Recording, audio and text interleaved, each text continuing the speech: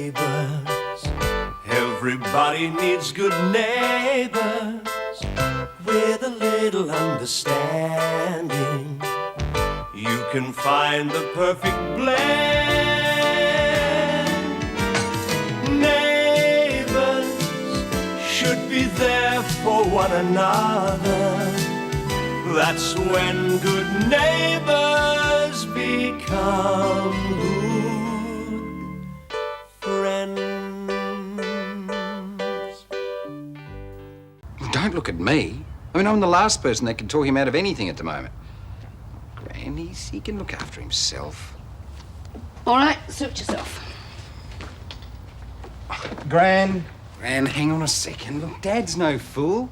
He's not going to take any chances. Paul, I have to stop him. You saw him. He was angry, reckless. Now, this situation with Scott is out of his control, and he knows it.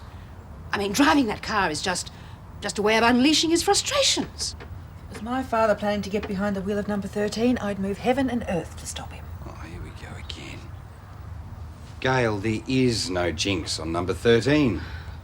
I mean, Rob's done all the work on it, so it's safe. I mean, it's as safe as the chair you're sitting on. Oh, don't be ridiculous. Once he's out on that racetrack, anything could go wrong. Well, think about it. Look, if Dad is as emotional and reckless as all of that, and I try to talk him out of driving the car, how do you think he's going to react? He's not going to listen to me, that's for sure. Now, all that'll happen is he'll go out onto the racetrack even angrier, especially with me. There must be something we can do. Yeah, steer well clear. If we don't go pestering him, he'll cool off. And none of us will have anything to worry about, will we? Now, let's go and have a bite to eat. It's my shout. I'd better stay. Jane's just taken a lunch. So we'll lock up for an hour, won't hurt? Paul, I still think Gran, that we should... I am right, and you know it. Now, if we don't get worked up, we won't make him worse, will we? Did you take my advice and talk to Clive? He's usually full of bright ideas. I rang him this morning. All he said is we should avoid giving Nan any nasty shocks. Great. Could you wrap that for me? I might go back to the office. By the looks of it, I have plenty of time on my own to work out what I'm going to do. Look, take the plate. I don't think Daphne's got a bag big enough for that. Okay. Hey, on the house. Thanks. Paul, I'm going back to the office. Can I have the keys, please? Yeah, sure. Listen, the answering machine's on, so why don't you leave it on while you finish your break? Okay, thanks. Bye. G'day. G'day, Des. Hi, Des. So what'll it be, ladies? Daphne said the lasagna is very good. Sounds fine with me. It'll do me. Gran? Oh, whatever. I'm not really very hungry. So, who's minding the bank, mate? Well, they'll have to struggle on without me until Daphne gets back here. She's got a doctor's appointment. Oh, all this business with Nell Mangle hasn't sent her blood pressure soaring again, I hope. Oh, she's as good as gold. It's only a checkup. We don't want to take any chances. No, of course not. An ounce of prevention, so they say. Yeah, we don't want anything to go wrong now. Look, I'm sorry, but I just can't sit here about to stuff my face with Jim intending to drive that car. Please excuse me. Jan, look, she is only going to make him worse. Maybe, maybe not. But if anything did happen, it'd be in our consciences forever. What? About the lasagna. When Daphne said it was good, I think she meant that it was selling pretty well.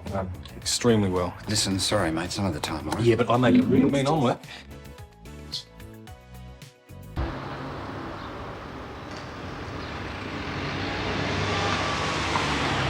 Charlene, is Jim here?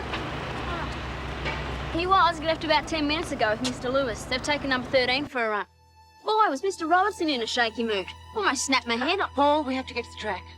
Let's pray we're not too late. Hey, it's only a test run.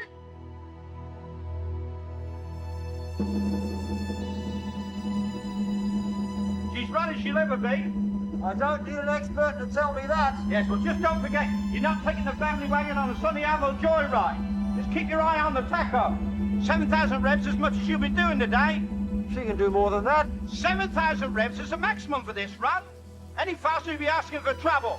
Now do us all a favour and don't let it go to your head. All right, all right.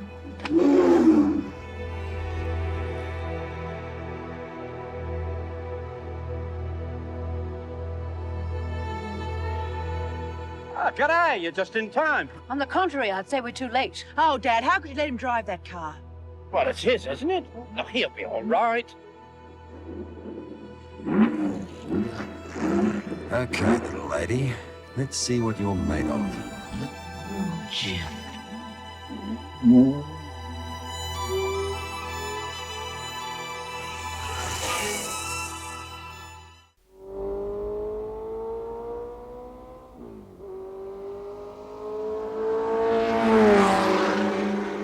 That's it then. He must be sitting on at least 7,000 revs. He'd be pulling her back now. Mate, slow down, slow down.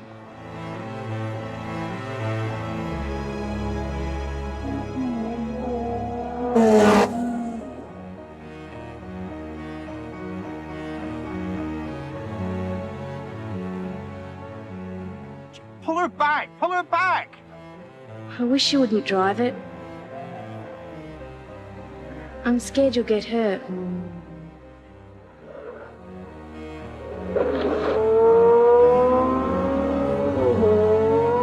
I don't want you to die, Dad.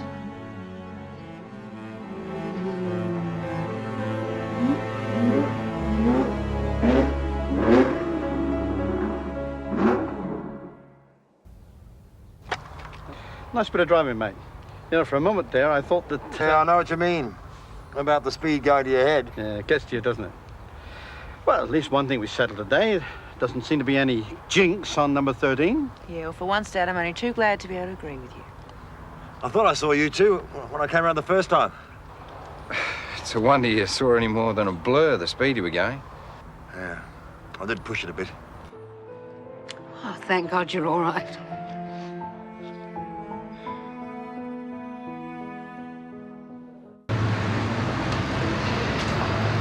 Ah, gloating over your savings. Not much to gloat over. It's a new account. Mum made me open it. It's called the Liquid Beauty Damage Compensation Fund. Yeah, so far, it's a drop in the bucket. At least she's trusting you to do your own banking again. It doesn't leave me much to play with. And by the time I've paid board and everything... Come on, Moneybags. I'll take you to lunch at the coffee shop. That's if Daphne will let you in.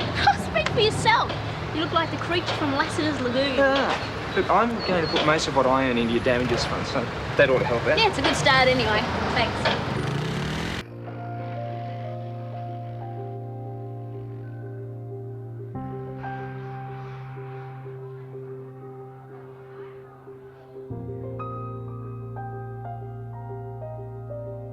Bad? Not bad, that's ace. You actually want to wear a dress on the wedding day and not a pair of overalls. Henry, you may not have noticed, but I do wear dresses occasionally. And that once... I'm getting married, Henry, and just once, I want to look really special. You can try it on. No, what's the use? Look at the price tag. Look, it's already been reduced. We might be able to talk them down some more. Yeah, suppose it wouldn't hurt. Just to give me an idea, maybe Mum could make something like it.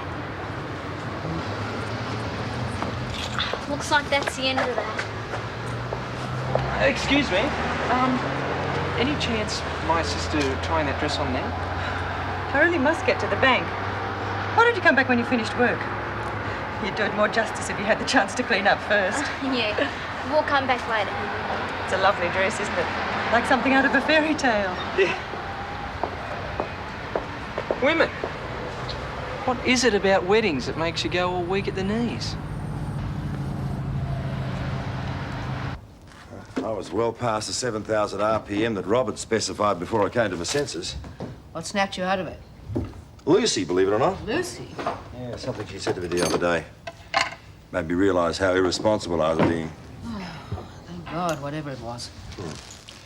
Once I got the car back under control and I was on my way around to where you were all waiting for me, I started thinking about a lot of things. All the lectures I've been giving Scott about responsibility. The argument I had with Paul when he tried to defend him. Lucy. Then, like a fool, I forget about all my own responsibilities just to fulfill one of my more dangerous ambitions. What about the rest of your dangerous ambitions? Driving in the Classic 500. Oh, well, it's not so simple. I don't like to let Rob down. He's got his heart set on number 13 winning that race. And so have you, by the sound of it. Look, don't bother about lunch. I'm really not very hungry.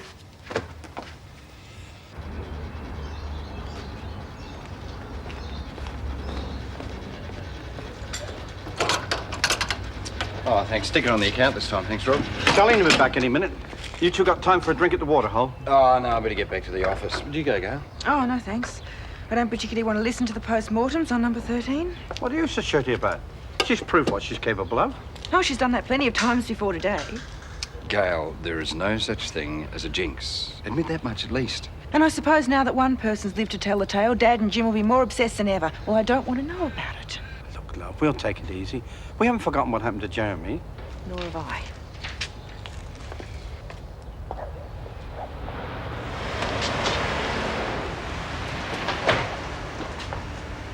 How's Gran? Sort of a shaky. Really? Can't say I'm surprised. You should have a talk with your son here about Daniel's Corporation sponsoring number 13. Well, I'd like to, Dad, but Gran's still a bit touchy on the whole thing. It's all right, Paul. I've decided to sell the car anyway. Come on, Jim. Don't tell me you're letting the women get you with all this voodoo stuff. No, I decided off my own bat. I've got my family to think about. Yeah, but what about the classic 500? Well, that'll be somebody else's privilege. I'm going to put a few ads in one of the car magazines when I get back. Damn shame, I reckon. Yeah, well, I don't.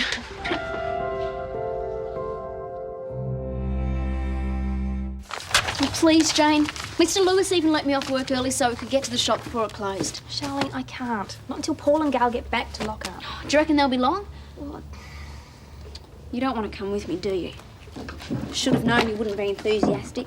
Well, Mike doesn't like the idea of us getting married either. Charlene, if it's what you both want, I couldn't be happier. But you think we're making a mistake, is that it? No, I'm just saying that I wouldn't be as keen to get married at our age, but everyone's different. So you'll be my bridesmaid? I thought you'd never ask. Well, wait till you see this dress. It's gorgeous. It's a little bit like that. The front's cut like that. Sleeves to about there. Material sort of a silken lace. And I thought while I was trying it on, might as well see what they've got for bridesmaids. Hey, what are you staring at? You look so, I don't know, happy, I guess. Happy? Oh, it's all this romance stuff. It's great. Oh, thank goodness you two are back. Is it all right if Jane knocks off for the day? We've got something to do. Yeah, sure. Sounds like it was a big day at the racetrack. Yeah, you could say that. How are the wedding plans coming along? Oh, not bad.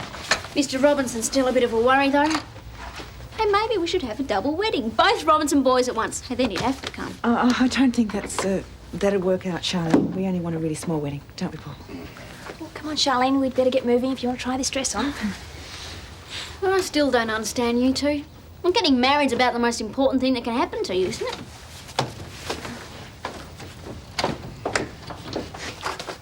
Gran. Oh, hello, darling. Oh, I made a cake this afternoon. Help yourself. No, thanks. Working in a kitchen sort of makes you lose interest in food. I hope that doesn't apply to dinner. Yeah, well, I was going to make myself scarce at dinner time anyway. I didn't want to ruin Dad's digestion. Your dad drove number 13 today. Nothing happened, did it? No, thankfully, no. But he realized afterwards what a big risk he took. He's decided to sell it. Oh, no. That is all I need. I thought you'd be pleased. Yeah, well, I am, I suppose. I wouldn't like to see him get hurt in any way. It's not going to make him any easier to live with. The only time he was off my back was when he was working on number 13. That is my cue. Hello? Dad? What you got? Helen? Jim? I don't know why I had the idea everything was going to be okay when I got home tonight, but wishful thinking, I suppose. I don't think Scott has much to say until you're prepared to be more reasonable. If by reasonable you mean I'm going to give him my blessing and go to his wedding, no way. So you've changed your mind about what you said this afternoon, about taking your family's responsibilities more seriously? Hurrying an 18-year-old boy into a marriage at the expense of his career is hardly what I'd call being responsible. Then you better read this before you make a mistake that you'd regret for the rest of your life. Anne.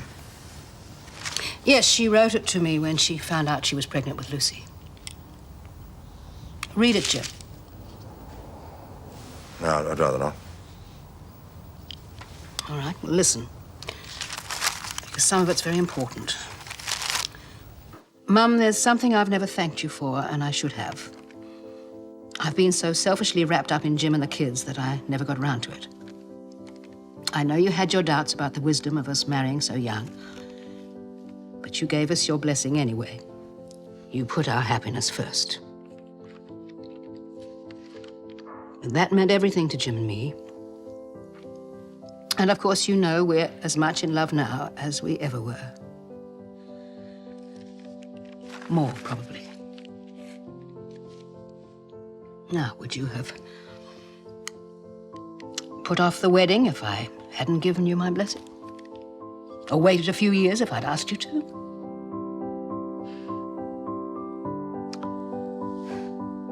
Not in your life. Then why can't you give your own son the same chance? He's just as much in love with Charlene as you were with Anne.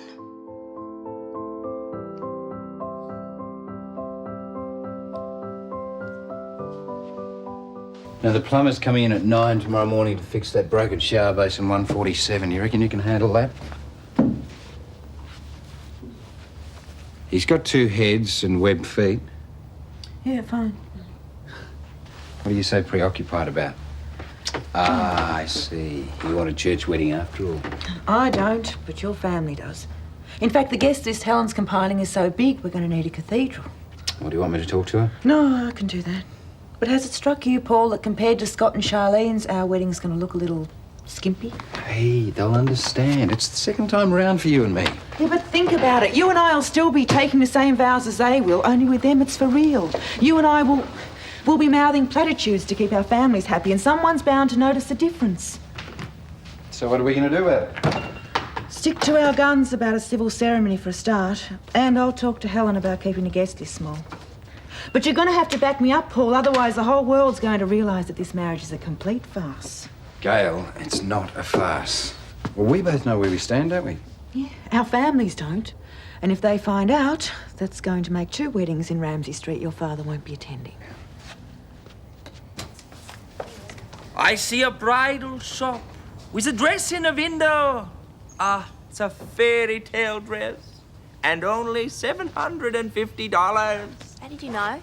ESP. Henry, you're an idiot. You should have been there. Charlene looked beautiful. Well, what's the problem? Fitted me perfectly. Mrs. Finch even found a matching veil. You know, one of those ones that come down over your face? Oh, you'd better buy that. That's to make sure Scott doesn't get cold feet in the middle of the ceremony. Ha I didn't mean it, Lenny. You look $1 million. Scott probably won't be able to keep his hands off you. I don't know what everyone's getting so excited about. I knew from the start I couldn't afford a dress like that. Well, can't Mum copy the pattern? Well, I had a close look. There's heaps of material in it. It'll cost a fortune. And it's pretty complicated too. I wouldn't want to give Mum all that extra work. Well, there's got to be a way. There's not, Henry. Let's just forget about the dress, okay?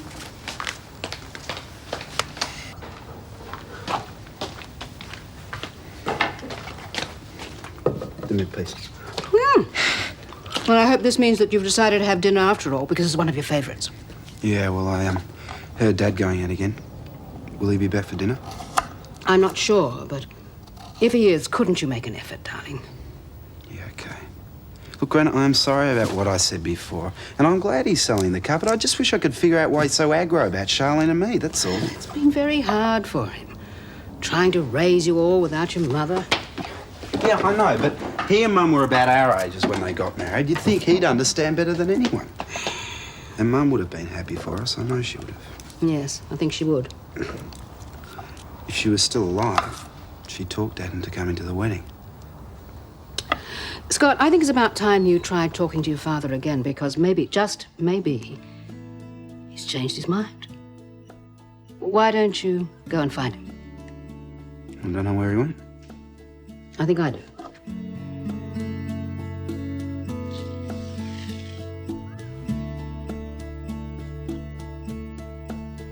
I miss you, Anne.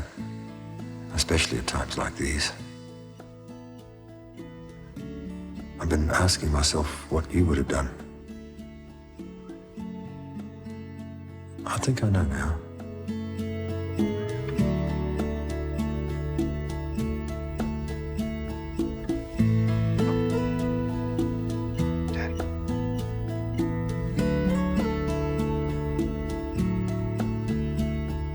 I love Charlene, and I really want to marry her. Can't you please be there? I'll be proud to be. Congratulations. Thanks. Thanks, Dad. Thanks. Come on, let's go to the waterhole. It's time I bought my son a beer. For sure.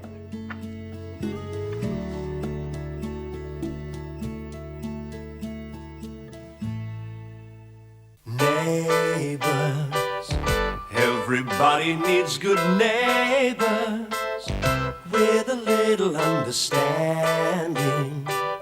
You can find the perfect blend. Neighbours should be there for one another. That's when good neighbours become good friends. Clive said the exercises were definitely a good idea as long as I don't overdo it. Yeah, he's right there. There's another girl waiting for her husband at the prenatal clinic tonight. She's having a third. 3, eh? One more, they'll be able to play bridge together. Her husband's a dentist. He said being there for the actual birth was the most incredible experience. He was there by choice when it happened. When the baby actually... Lots of fathers are. Oh, he was a dentist. He obviously had some technical interest. Des, we're talking about the birth of a baby. Nature's greatest gift. Don't you want to share it?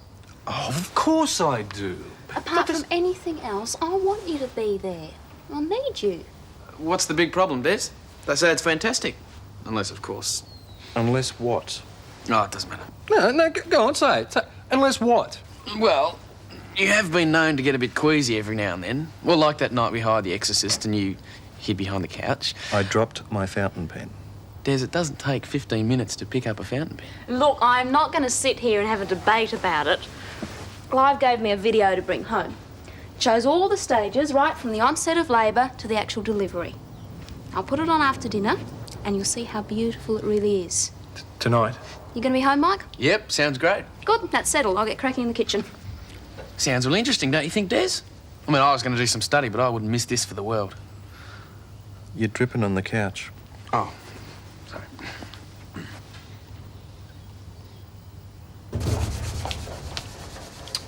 Well, that's someone being very industrious. Good for you, Lucy. Oh, I'm not doing the dishes, Gran. The bone. I showed you before, the one I found in Lassiter's Lake. Oh, for heaven's sake, Lucy, don't clean it in here. Take it outside. Huh. No wonder people don't make great discoveries anymore. You know this bone could be 1,000 million years old. That's pretty old, Gran. And it could also quite easily be a dog's bone dropped there last week. Now, hop it. I don't want to hear any more about brontosaurus, dinosaurs, or anything else like that. You believe me, don't you, Dad, about my bone? Can we talk about this later, darling? Because Scott and I have got something to discuss today. Gran, Dad's agreed. He's coming to the wedding. Oh, no! Isn't that great? Scott, while we're signing peace treaties, how about getting Charlene over? Oh, you bet. I'll be back in a sec. Lucy, your dad is the best dad in the world, okay? I know that. Well, probably even in the universe, I guess. Scott, don't overdo it, okay? Yeah, right. I'll be back, okay?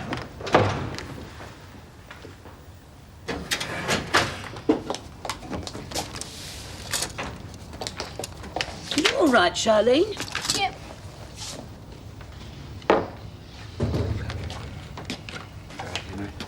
Scotty? Hello, Scott. Mrs. Mitchell. Hey, what's the matter with you? You look awful.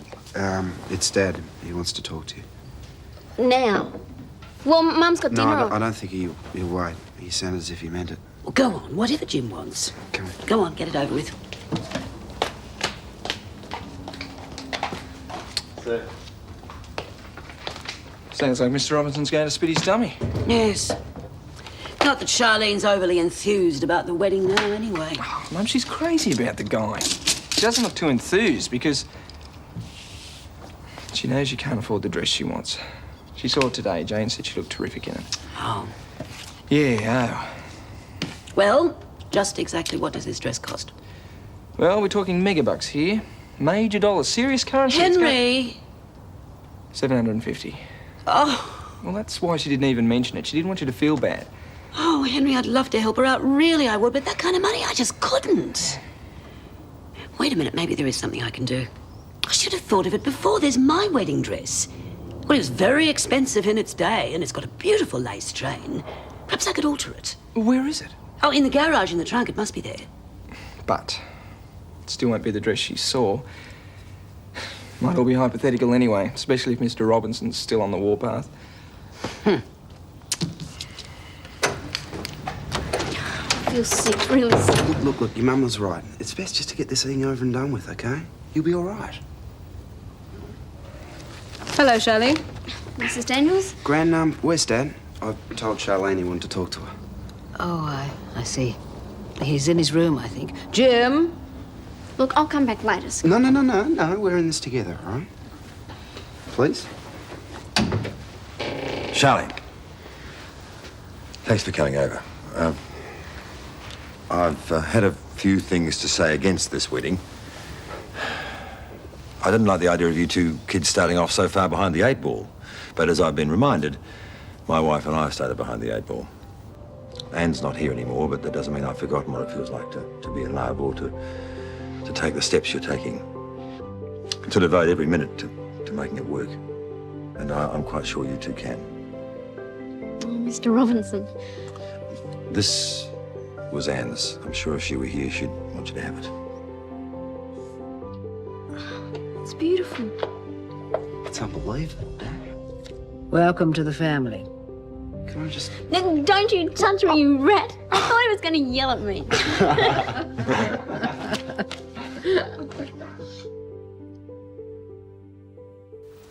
There we go.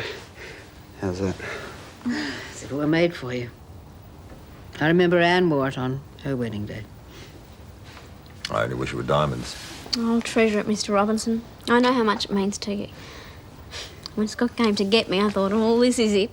You rat! No, I was shaking like a leaf. Dad, I've been looking it up in my encyclopedia. It's so big, it just has to be a dinosaur bone. It just has to be. Not now, Lucy. But what if it is? Right, I'll tell you what. You go and ask Mike about your bone. Oh, he's an expert on this type of stuff now that he's at uni, so... Bye-bye, Lucy. Open the door. Bye-bye. Oh, you'll see. You'll want my autograph when I'm famous. Oh, Bye-bye. see ya. Now, where was I before Lucy's dinosaur so rudely interrupted? I just want to be practical for a moment, actually. I know that Madge has offered you her place to stay, but we've got much more room here, and it would be less strain on Madge's finances. Well, we were going to pay board since we're both working. Oh, my offer was conditional. I'd prefer it if you stayed here and didn't pay board, on the proviso that Scott goes back to school and finishes year 12. I appreciate the offer, Dad, but I can't just let Charlene be the only one bringing in the money. It's not right. Ah, no. Well, that's where my research comes in. I've been making some inquiries, and apparently you're entitled to a benefit known as os study once you're married. What kind of benefit? Oh, about $80 a week, I believe. It's about more than what I get as a kitchen hand. But Mum's expecting us to move in with her, and, well, I wouldn't want to hurt her feelings. Well, look, just thrash it around and let me know when you made a decision, right? Sure. Nearly ready, Des, ain't? Just got to finish off these plates. Leave them. I'll do them later. Yeah. Well, since we're going to watch a movie, how about I make some popcorn? Des, we've just had dinner. Yep, it's a good point. I want you over here, next to me. Gee, I wonder who that is. Hey, I'll get it. Lucy! Hey, everybody, Lucy's here. Now, what can we do for you, young lady? What's up with Des? Just a bit excited, I guess. Something we can help you with there? Well, no one's very interested at home, but I found this bone when Henry was dredging Lassiter's Lake. I think it could be really, really old. Look at that. It's a bone. Scott says because you're at uni, you must be smart, and you'd know what it is. Oh, did he? Well, actually, I've got a friend who's doing medicine. I might be able to show it to him tomorrow. Yeah? That'd be great, Mike. Thanks. But no promises, okay? And we can't talk about it now because we're about to watch a film. Which one? Nothing you'd be interested in, Lucy. It's technical about babies being born. Oh, we saw this at school last year. It's good. Huh? You've seen it? It's a bit slow to start with, but it gets better. I like the bit where the doctor says, "Congratulations, Mrs. Brown." It's a girl. Then the baby cries and they all smile at each other. Lucy, now we know how it ends. Hasn't spoiled it for you, has it, Des? See you later, Lucy. Okay, I'll just leave it by the door over here. Bye. See ya. Now, you ready, Des, eh? I've been ready for... Just press the button.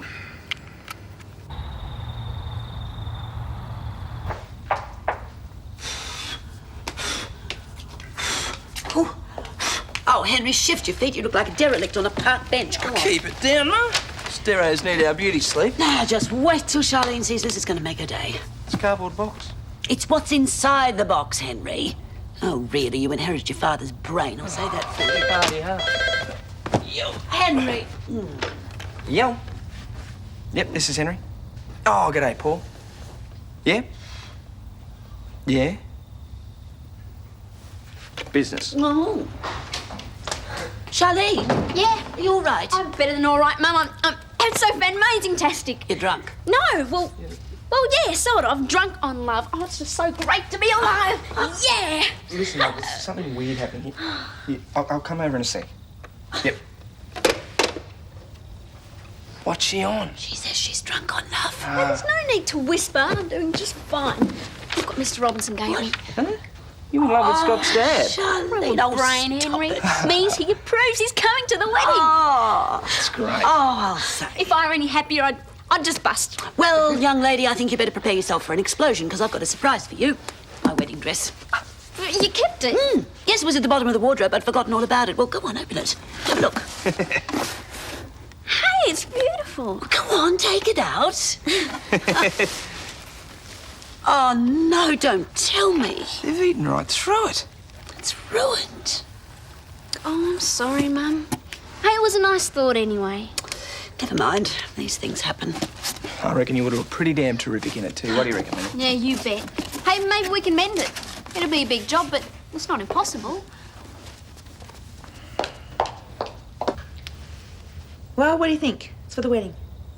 Yeah, very smart. At least that's one less thing I have to organise. You finished? Nearly. And just in time, too. Come in. Oh, g'day, Henry. Henry. Hey, listen, is everything all right at home? I thought I heard a scream in the background on the phone. Oh, Elaine was just happy, that's all. She screams when she's happy? Yeah. She caught her hand in a car door once. Everyone thought she must have won the lottery. Anyway, I came as fast as I could. Yeah, well, look, I've been down to the lake today, and I've got to say I'm very happy with the work you've done. Oh, great. So here's your cheque. Well, I know you're anxious to get your hands on the money. It's a pleasure doing business with you, Paul. Good bosses are hard to find. Oh, that's nice to hear. Yes, sir. That Blake's got potential, too. You've been talking to Shane, haven't you? Well, he did mention. Okay. I'm the first to admire a little initiative. Yes, we have got plans to develop the lake. And I presume you already know that Shane's handling the landscaping? Listen, that came out wrong, Paul. I should mind my own business. Well, you can make it your business if you like.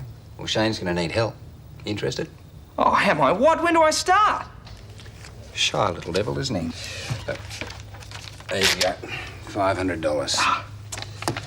Oh, I'm still doing a few calculations on the deal at the moment, so when I've got a more definite date, I'll let you know, get back to you. You're on. In the meantime, how about doing some odd jobs around Lassiter's for me? You can start tomorrow if you like. Oh, great. Thanks, Paul.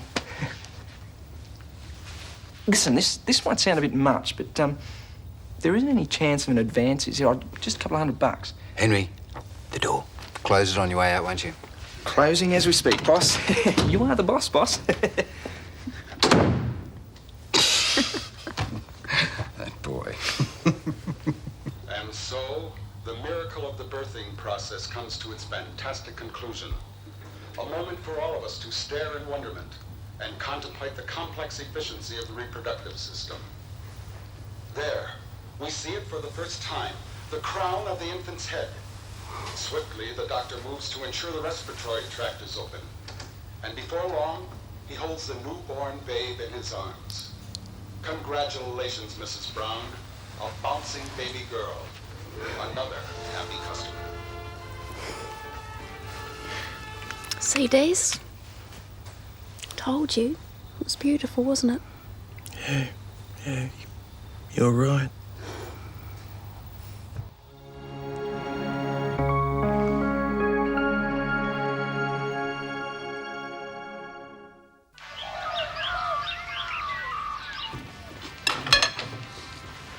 Morning, Mike.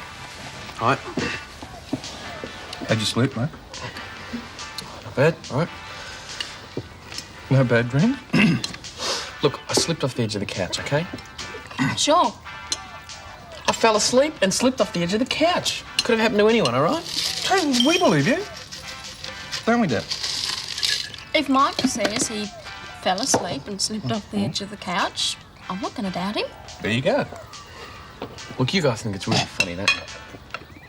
I mean, good old Mike, you know, going on about what a tough guy he is.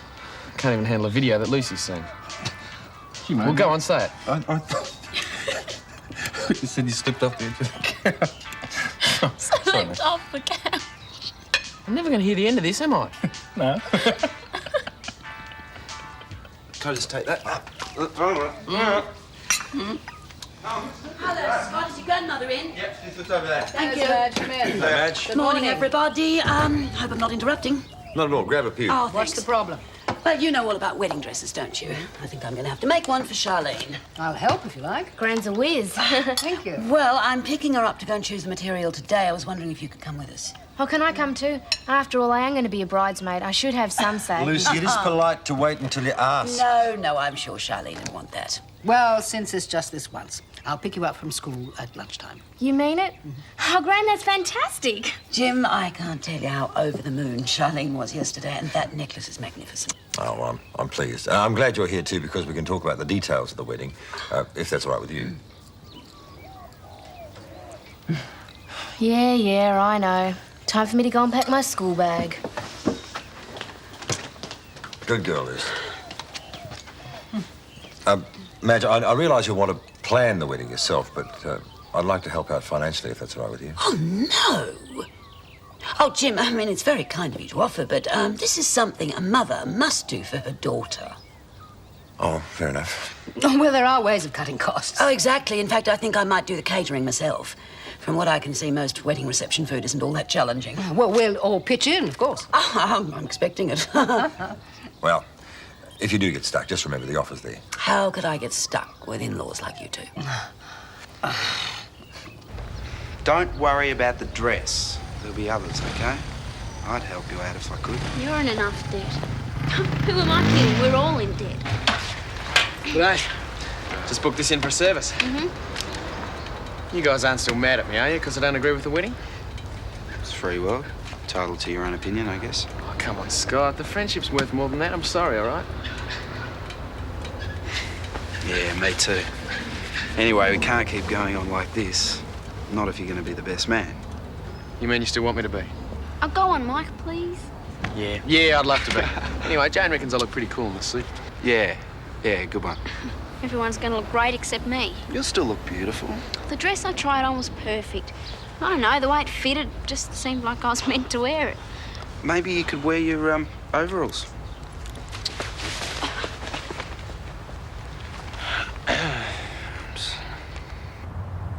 Are you sure there's nothing I can get you? I know how time-consuming organising a wedding can be. Thanks, Helen, but I think I've got everything under control. Right. Actually, while you're here, I should invite you over for dinner tonight. I know you'll be tired after shopping. And Jim and Lucy and Scott should come as well. All of us, that's quite a handful. What's the occasion? Well, just to get together. How does 7:30 sound? Oh, fine. Is there anything I can bring? Dessert, perhaps? Oh, no, leave everything to me. In fact, I'll go and organise the food now. I'll see you later. All right, bye. We'll leave you to get on with your work. We have to meet Madge and Charlene soon anyway. Thanks for the biscuits, Paul. Good one, Gatso. Paul, have you got a minute? Yeah, sure, mate. I'll leave you to it. Oh, actually, Mrs. Daniels, this concerns you and Lucy. I've just been up to the uni. You know how you wanted me to get someone to check out that bone of Lucy's? It was a dinosaur. I knew it. Well, if it's just a dinosaur bone, I don't think we've got a problem. What kind of bone is it, mate? Would you believe human? Oh, yuck. Oh, come on, Charlene. We haven't got time for this. We're running late already. I just want you to look at it. Maybe we can copy it. No, that's not it. Charlene, what are you doing? The dress that was in the window yesterday, where is it?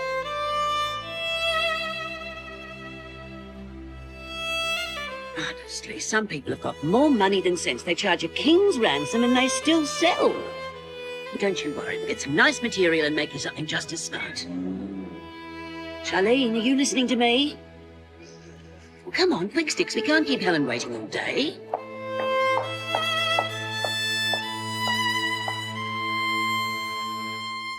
Neighbours, everybody needs good neighbours.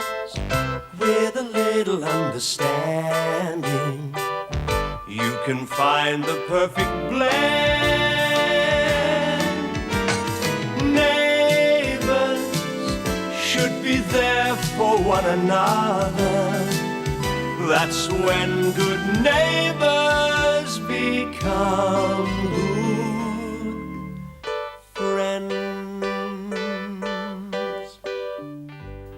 Yeah. All right, I'll do that. Right, thanks a lot. Bye-bye. What did the police say? I bet they think it's murder. No, they simply asked me to bring it down later on this afternoon. Aren't they going to send detectives or anything? Oh, no, I think they'll hold off calling in Sherlock Holmes until they know a bit more about it. I bet they'll want to interview me because I found it. Well, I'll let you take care of it then. Yeah, the sooner it's out of the office, the better, I think. Perhaps Kelly was right. Maybe Mrs. Mangle did murder Len. Maybe that's one of his bones. That's enough, Lucy. I'm sorry, Jane. Lucy's getting a bit carried away. Oh, it's all right. Mrs. Mitchell and Charlene are waiting for you at the coffee shop. Oh, I better not hold them up. We only have a lunch hour to do the shopping. Charlene's a bit down in the dumps. She's seen a wedding dress she really liked and took Mrs. Mitchell to have a look at it, but it had been sold. She knew they couldn't afford it, but I think she was sort of hoping anyway. Oh, what a shame. Yeah. So Mrs. Mitchell thought they might just have lunch with you and leave the shopping till Monday. Yes, well, if Charlene's a bit upset about the dress, that might be better. Come on, we mustn't keep them waiting any longer. Oh, Paul, should I bring something tonight? No, just yourselves. Well, this is going to be some dinner party. Well, we're all looking forward to it. Time you put this in for a service. Yeah, it'll be all right for a few more weeks, Dad. And Amador's car breaking down doesn't look good. Yeah, don't worry, I won't be bad publicity for you. You should let me do that for you. I finished. Hey, Dad, what are you doing this evening? Well, I thought I'd bend the elbow at the RSL for a while. Well, why don't you go there after work and get home by about 7? Wait, what's on? I've invited all the Robinsons over for dinner. The whole herd of them? Yeah, well, there's only 4. There's a lot to cook for on a working day. Well, I've got it all arranged. Listen, I'll put your good suit out for you. You can change when you get home, okay? Well, what are you up to? What do you mean? I've got the feeling you're planning something. It's only a dinner party, but I want it to go off well. Hmm? So don't be late. Home by 7, right? Right. You got the feeling that you're...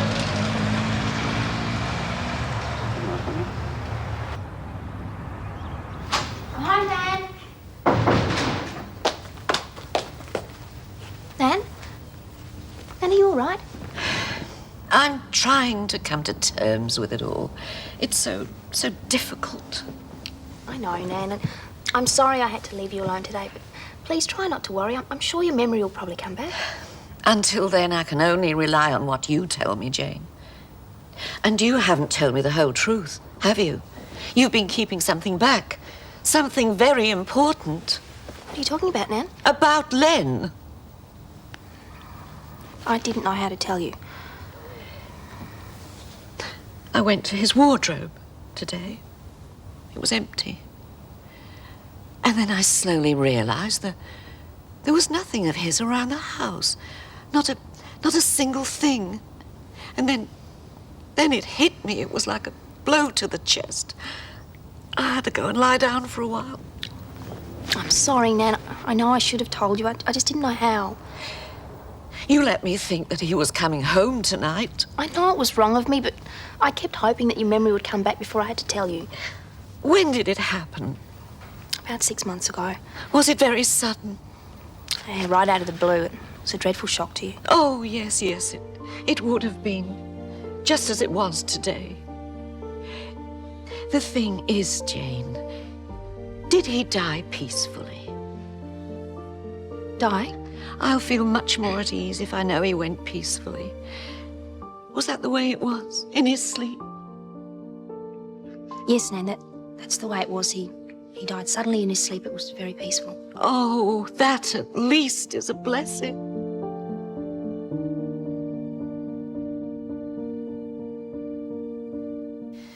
Oh, it probably seems strange to you that I'm grieving a second time. But you see, to me, it's as if it just happened. I can understand that, Nana. Oh, I know that Len and I had many a disagreement. Perhaps it wasn't the happiest marriage in the world, but he was a good man. And in his own way, he did love me. Yes, he did, Nan. And that's the way I want to remember him. And I do appreciate why you try to protect me from the truth, Jane. If my memory had come back, it would all have been over and done with. But this way, it's like a fresh wound. But they say that time heals everything. You've gotten to the stage where you're almost over it. You'll get that way again, Nan. You've grown up into such a lovely young woman. It's hard for me to comprehend. 1 minute you're a schoolgirl, and now you're virtually an independent young woman. It's been a bit hard making you understand that, Nan. Well, I suppose while you were growing up, I didn't notice it happening, but now that I see it through new eyes, as it were, I can really notice the difference. Oh, who can that be? Probably somebody else I don't remember. It's all right, Nan, I'll answer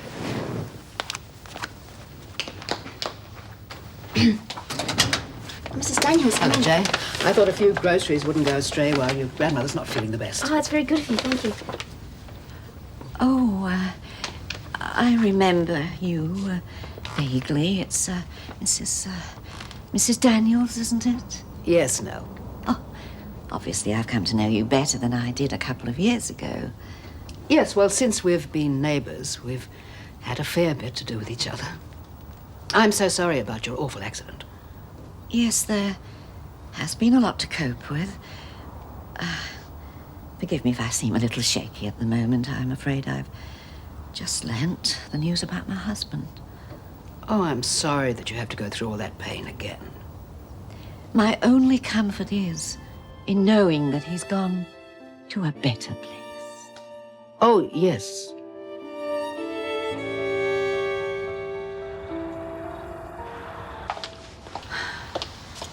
Do you want me to do that? No, thanks. Almost done. I've already ironed that shirt. I don't know how you got it so creased. You're as bad as the kids not hanging things up straight away. All right, all right. Don't know why I had to get dressed up tonight anyway. No, well, Gail obviously wants a very special night, for some reason. Perhaps they've finally decided on the details for their wedding. Yes, hopefully. I know they want to have a very small wedding, but there's still obviously going to be a lot of organising to do. Well, that's Rob's problem, not mine. I don't know whether to offer to help out financially or not. I imagine I got really upset when I did with her. Oh, I think Rob would be grateful. He's already paid for one of Gail's weddings. How do I look? Oh, you look lovely. I'm a bit too grown up for my liking, but then I suppose there's nothing much I can do about that now. Will I be able to have wine with my dinner tonight? Not that grown up. Oh, is Scott nearly ready? He's not, but he said Paul's given my bone to the police and are investigating. I bet they'll come here to question me. Oh, tell Scott to hurry up. Scott's going back to school on Monday. What about his job at Lassiter's? Well, Paul spoke to Dean Bartholomew, organised for him to waive the usual 2 weeks' notice. You didn't mind Paul interfering? Apparently not. He asked him to be his groomsman at the wedding. What are you so amused at? I think about Mrs. Mangle saying that Len had gone to a better place. I suppose Queensland is at this time of year. You know, I have an awful feeling that she thinks he's dead. And if she does, it's going to be terrible for her when she finds out the truth. I know she's an old troublemaker, but I still feel sorry for her. Yeah, your trouble is you're too kind-hearted. Crease any more shirts that I've already ironed, and you'll find out how kind-hearted I can be. I haven't seen you doing any embroidery for ages. I thought it would calm my mind. Will you be all right if I just drop this casserole dish back to Daphne? Oh, I'll be fine, dear. And thank Mrs. Clarke. It was very good of her to drop it in. Of course, her generosity may stem from the fact that she's realised that they are responsible for my unfortunate condition. I'll be about half an hour. Half an hour? Yes, Nan, I'd like to talk to Mike for a while. That's the boy who lives with them, isn't it? Yes, he's my boyfriend. Your boyfriend? You're far too young to be having boyfriends. I'm not, Nan. We've been all through this and you accept Mike as my boyfriend. You even like him. I do? Yes. Oh.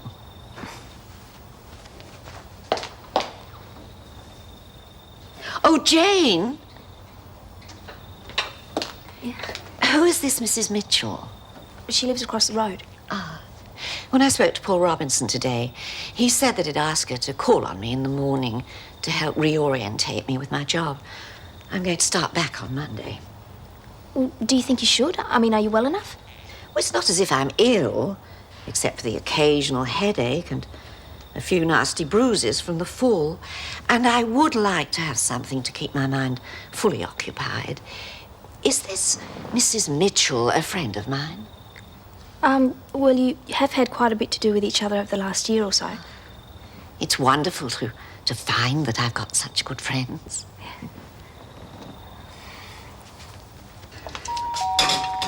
I'll go.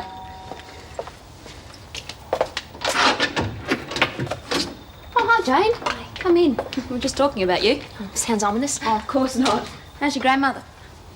Well, Mike mentioned that she was expecting Mr. Mangle home tonight. Oh, not anymore. Well, have you told her about Mr. Mangle? No, not exactly. Well, what did you tell her? She's come to the conclusion that Grandad's dead, and when she asked me about it, I sort of agreed. What did you say that for? Well, I don't know. She seems to be able to cope with the thought of him being dead, but not with the thought of him having left her for someone else. And well, it just sort of happened, and then I was in too deep to get out, and I feel awful about it. Well, how are you going to get away with it? I mean, someone's bound to say something, aren't they? Well, I keep hoping that a memory will come back. Oh, from what Clive says, it probably will eventually. Until then, we can pass the word around that no one mentions what happened to Mr. Mangle. Oh, that would be a big help if we could. Well, I reckon you got Buckleys are getting out of it. This is a caring neighbourhood, Mike. People go out of their way to help each other, even people they sometimes don't like. That's not a problem. Nan seems to think she's really good friends with everyone. Ah. Well, I don't think there's too much we can do about that. Oh, you look lovely. Yeah, well, you look pretty good yourself. Oh, Rob. Oh, Dad, you're late. Your clothes are on your bed. Hey, you're really out to impress them. Yeah, well, don't you worry about that. You're going to have a shower and change quick. I'll just put these in the No, fridge. I'll do that for you. Well, what's the rush? I'll do it. Something is going on, isn't there? Dad, I'm having a lot of people over for dinner tonight, and you ruin everything if you don't hurry up. I know you too well, love. Where's the dinner? Dad, upstairs, quick. I'm going. Come in. Whoa, look at this, huh? Hey, hello. No, I hope you're not too hungry. There isn't a pot on the stove. I'm going. Mr. Lawson. Mr. Darnley, I'll introduce you in a second, but first I think I should do some explaining. I knew there's something going on. Look, we've invited you here under false pretenses tonight. Mr. Darnley here is actually a wedding celebrant. Well, what you're here for tonight is our wedding.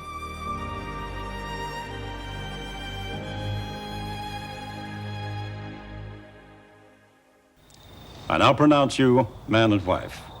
Give me a kiss the bride. Congratulations to you. Aye, that won't do. You gotta give the little missus a proper kiss. Come on. That's it. Good on you, mate. You really put it over on us. Not complaining, you know. You saved me a mint. I mean, I'd already forked it out once for, but I would have done it again. Good on you, love. Yeah, congratulations. Thanks, Dad. To both of you. You look lovely, Gail. Thank you, Helen. You don't look much like a groom. Huh?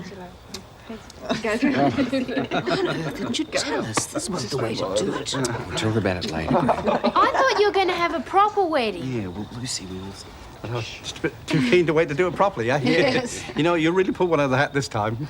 I knew there was something going on, didn't I? You were on to us all right. I gather it was quite a surprise to some people. You could say that, yeah. Can I have a word with you? Later, Dad. Now. Yes, I know. How could you do it, Paul? It's like a bad joke. A lot of members of the family are going to be very hurt. Dad, Gail and I just wanted a very quiet affair. We knew the family wouldn't allow it. It would have just snowballed like the engagement luncheon. Besides, we didn't want to take the limelight from Scott and Charlene. But your wedding's just as important as theirs. I know, but Gail and I have both been married before. We didn't want to make a big deal of it. Now, I don't want to discuss it anymore tonight. Dinner won't be very long, folks. I'm just having it sent in from the hotel. I didn't think I could cope with cooking and getting married as well. No, why should you? Where are you going for your honeymoon? Well, we're not having a honeymoon. Not just yet. There's too many things to do at the office. Well, you'll have a few nights at the hotel at least, won't you? Well, actually, Dad, I hope you don't mind, but we've booked you in there. Paul and I felt we'd like to spend our first night here. Oh, no worries, as long as I've got room service at my beck and call. Not complaining. Well, where's the champagne? We should be celebrating. Ah, yeah, that's coming from the hotel too. Shouldn't be too long. I'll tell you what, I'll find my camera, take some pictures of the happy couple. Wouldn't be much of a wedding without photos, would it? No, wouldn't be much of a wedding.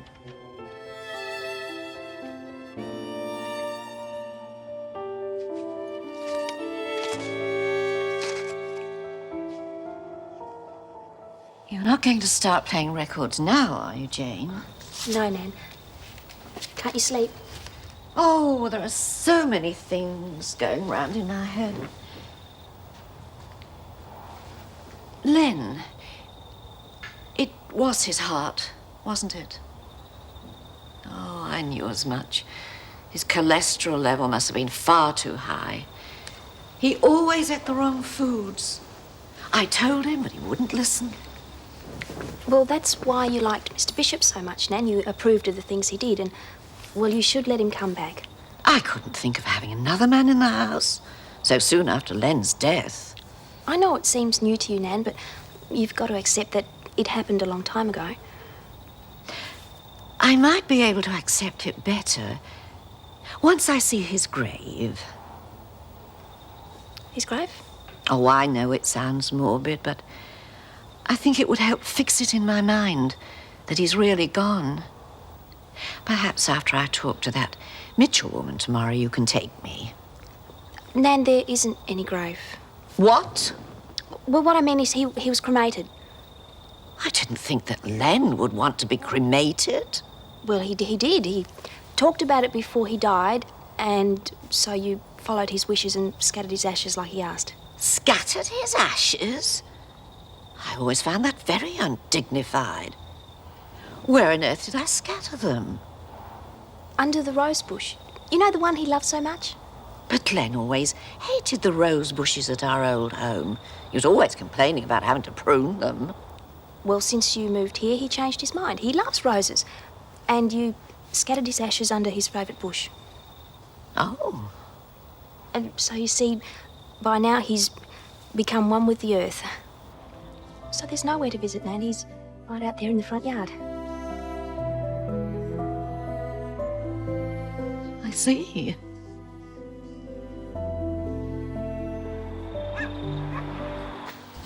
Good night, darling. Night, Gran. Night, darling.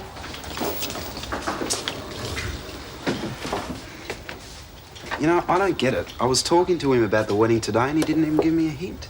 Well, I can't say that I understand it. How are we going to explain it to Julie? And Hillary? She wasn't invited to the first wedding. I promised her she'd be at this one. Hillary, she'll never let any of us hear the end of it. Yeah, well, I just think he went about it the wrong way. Quite frankly, I'm disgusted with Paul. It's almost as if he wanted to get married on the sly, as if he was ashamed of it. Well, there's nothing we can do about it now. It mightn't have been a very auspicious beginning, but let's hope they're happy. I'm going to bed. Night. Good night. Are you sure you got everything you need, Dad? Yeah, I'll pick up the rest of the stuff over the weekend. Don't worry, I'll ring before I come over. Give you plenty of warning. Don't want to embarrass the lovebirds, eh? Yeah, at least you were happy about the wedding than my family. You saved me a few bob, so I'm not complaining. I'm just happy to see you both hitched. You know, you look after my little girl. You couldn't have done better. Yeah, you enjoy yourself, Rob. Will do. Listen, put the case in the car for me, will you, mate? Yeah, sure.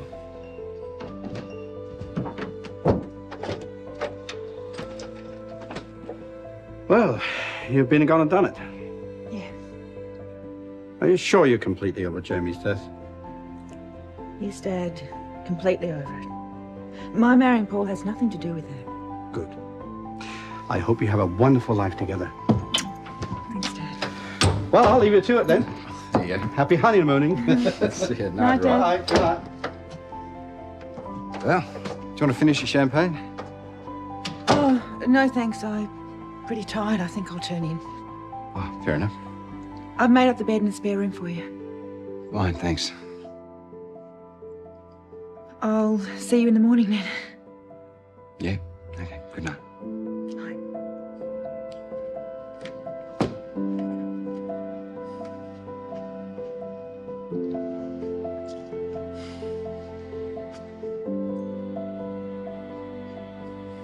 Happy honeymoon.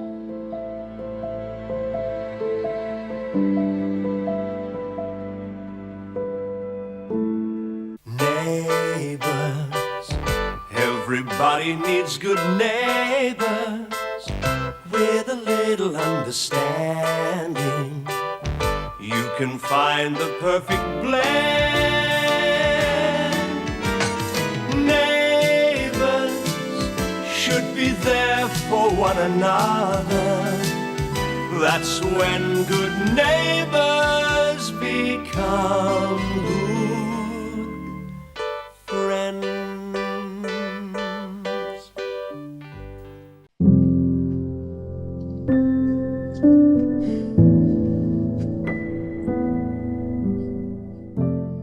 Happy honeymoon. Oh, it's no use crying over spilt milk, I guess. Eh? But that Cinderella dress was beautiful.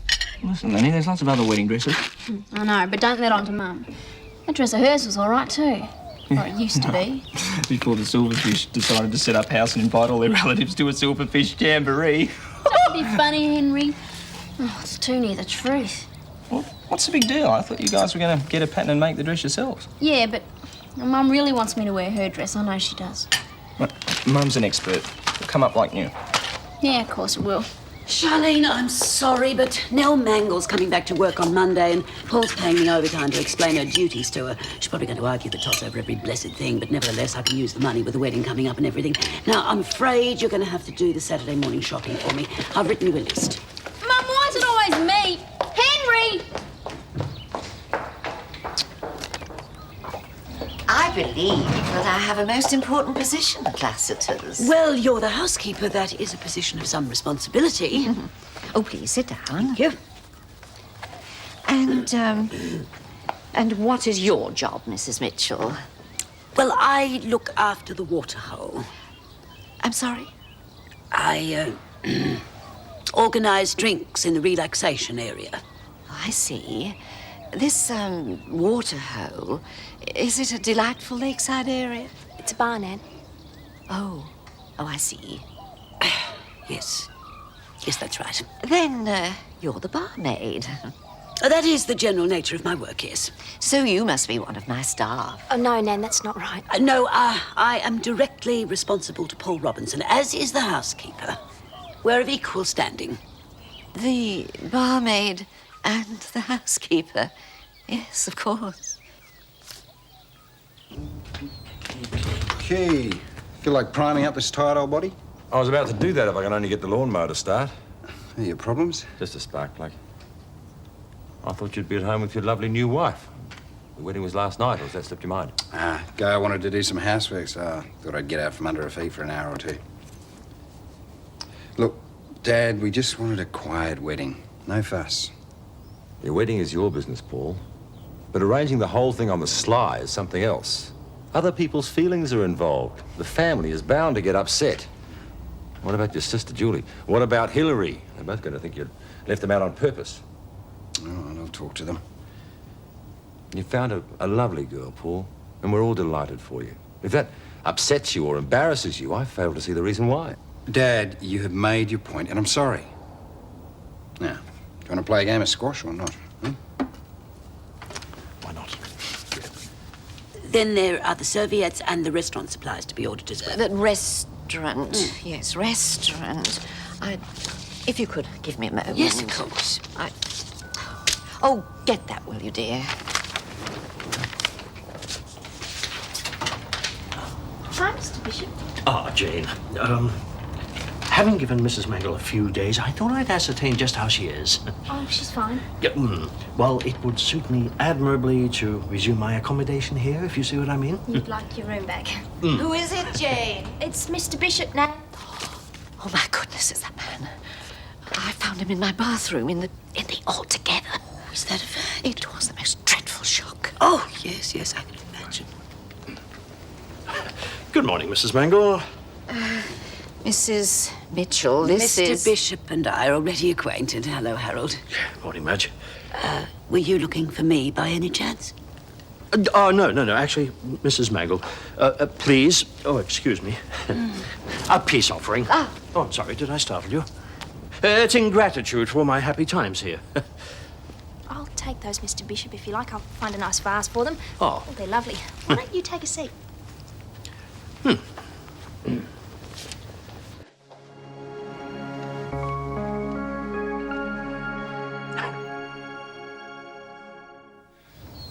Let me assure you, Mrs. Mangle, I am a quiet man, even a refined man, if I may be so bold.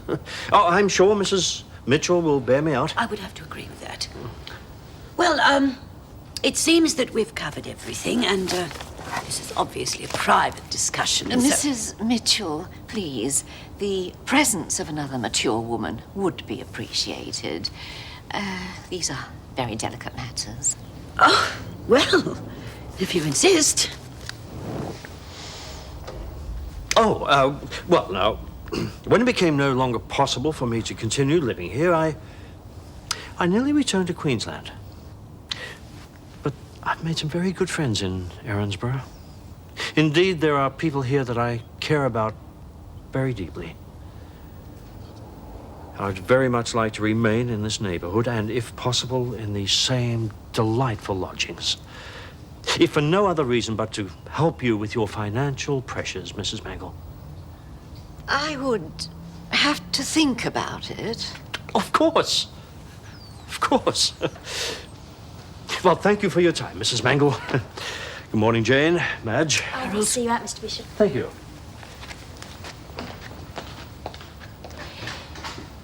Mr. Bishop seems to be a gentleman. Quite a nice man. Yes. Yes, he is, Mrs. Mangle. He's a very nice man.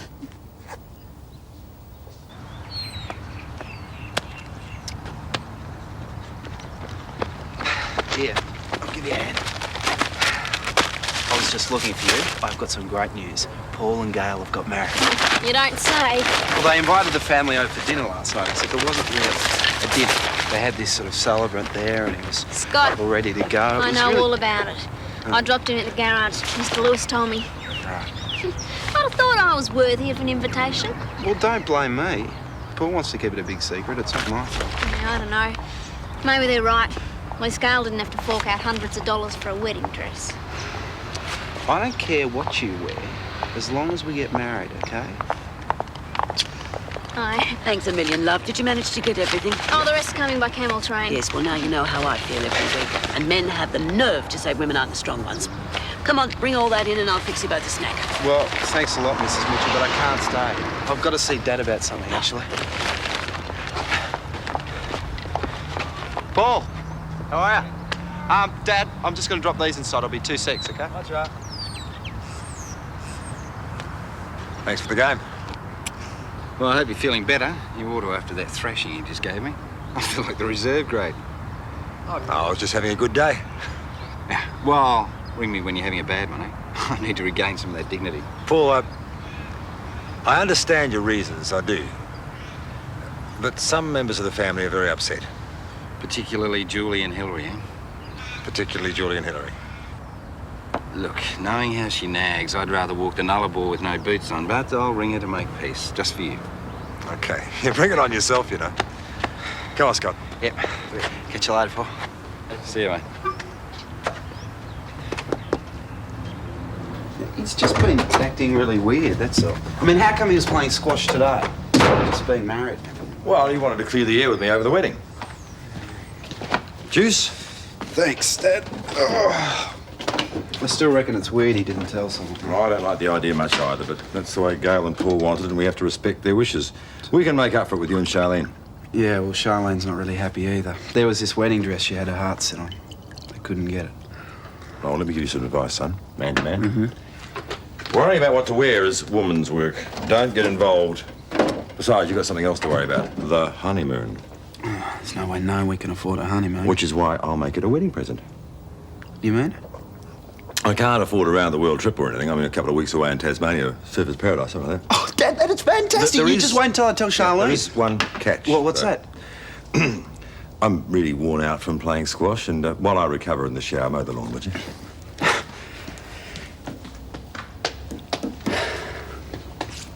Honest, Mum. No way. Darling, I wouldn't spoil your wedding for anything in the world. I promise you I'll fix it. Here. I could even make a wedding gown out of this if I wanted to. Da-da-da-da. Mum, I don't really want to wear this either. Trust me. I know what I'm doing. Hey, it's a shame about you and Harold. Oh, nonsense. Everything works out for the best.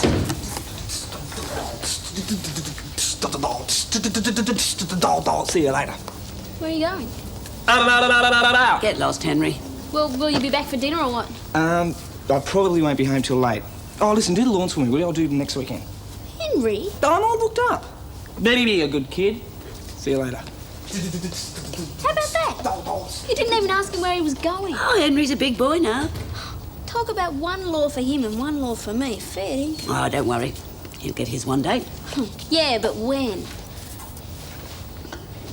Julie, the reason Hillary wasn't at my first wedding is because she wasn't around at the time. It's not my fault. All right, look, I'll ring her up and I'll explain. Satisfied? Yeah. All right, listen, I've got to go now anyway. Yeah, all right, Julie, I will. Okay, bye. Take care of yourself. Goodbye, child. Scott, Lucy and I used to call her bossy boots. Now you see why. I'm sorry they're giving you a hard time. Yeah, I was prepared for that. Just having to apologise in single file was exhausting. Hey, come on, lunch is ready. Look, you don't have to do this. It's only a salad, it's no big deal. Yeah, but you don't have to cook for me. I don't know, it's your territory, I guess.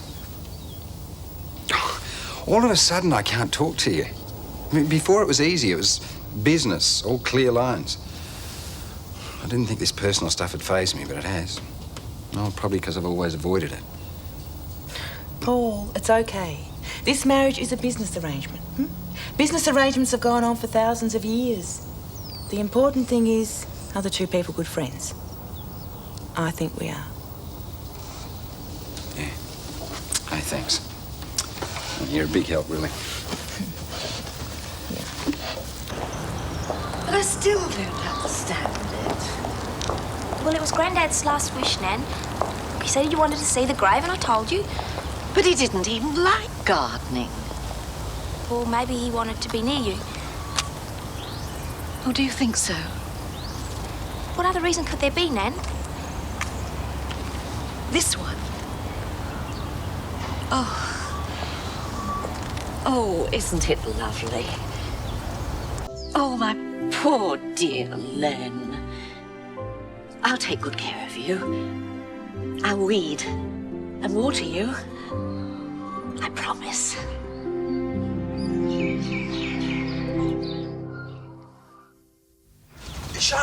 Charlotte. Oh, great. Just in time to do your good deed for the day. Hey, I've already done it. I took the shopping in before. Well, I'd kill you to do another one. Oh, sweet little wife-to-be. You've got to be joking. You're all useless cretins. Now, what sort of a husband lets his wife mow the lawns? I have already done ours. Anyway, you're always on about how you can do anything a bloke can do. How's that mowing going, Charlotte? Oh, give us a break, then. Hello, Scott. Hi, Mrs. Mitchell. I'm just popping next door to see Jim and Helen about the invitation list. Oh, right. Great. Bye. See you later. Yes, Mum, no worries, Mum. Anything else while I'm at it? Mend the fence, clean the drain, break some rocks. Shh. Right, what do you want? Oh, that's just lovely, isn't it? Come on, I got work to do. No, listen. I've got some great news about the honeymoon. What honeymoon? Dad's offered to pay for us for a couple of weeks away. Oh, that's fantastic. Where? Well, that's what we're going to decide. Oh, gee. Disneyland, Hawaii, Hollywood. Charlene, hang on a minute. No, I'm only kidding. That's great. Your old man's terrific. Oh. Now there's only the wedding dress problem. Well, you don't have to get one. You would look gorgeous in any old dress. Scott, I'm going to look right on my wedding day no matter what. Here's Jane. Maybe Mrs. Mangle's got her memory back. Everything okay? I hate lying. Once you start, you just get in deeper and deeper. What's happened? Nan wanted to see Grandad's grave. What did you say? Well, I told her that he was cremated and his ashes were scattered around a rose bush. Yeah. Oh, brilliant. Did she buy it? Well, she's out there now talking to him. Well, at least it keeps her happy. Now, this won't hurt, dear. I wouldn't hurt you for the world.